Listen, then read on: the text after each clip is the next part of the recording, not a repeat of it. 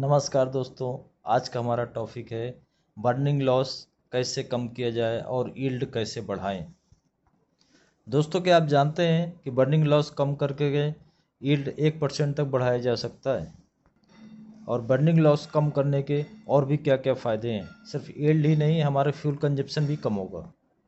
दोस्तों, हम जानते हैं कि रोलिंग मिल चलेगी तो 24 घंटे कंटिन्यू चलेगी, ये तो पक्का है। ब्रेक डाउन आएगा ही आएगा। और ब्रेक डाउन आएगा और उस कंडीशन में अगर हमने फर्नेस का टेम्परेचर कंट्रोल नहीं किया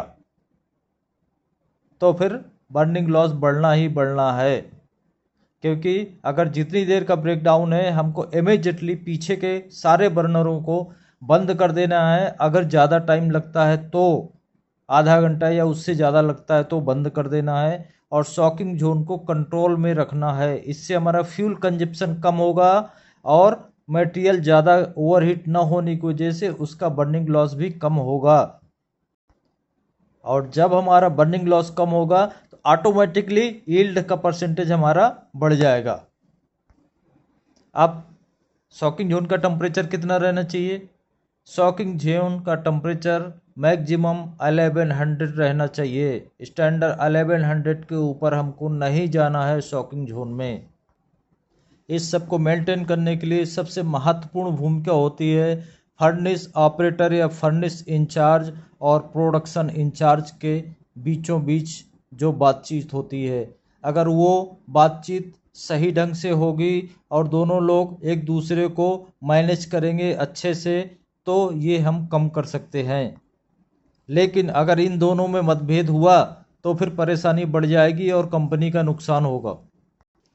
इसलिए कम्युनिकेशन एकदम परफेक्ट होना चाहिए और उसी के हिसाब से फॉलो होना चाहिए।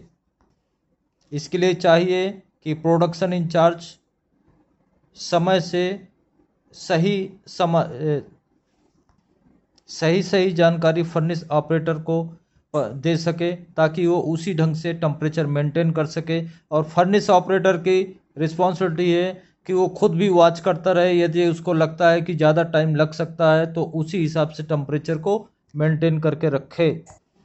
दूसरा, अगर हो सके सबसे बेस्ट तरीका है, अगर आपके पास सीसीएम है तो सीसीएम से डायरेक्ट हॉट रोलिंग करिए, आपका बर्निंग लॉस मिनिमम हो जाएगा। ऐसे सुझावों को पाने के लिए देखते रहिए मेरा यूट्यूब चैनल। और प्लीज़ अच्छा लगे तो सब्सक्राइब और लाइक ज़रूर कीजिए। और कमेंट में ज़रूर लिखिए आपके यहाँ क्या प्रॉब्लम आता है ताकि मैं उस हिसाब से नया वीडियो बना सकूँ।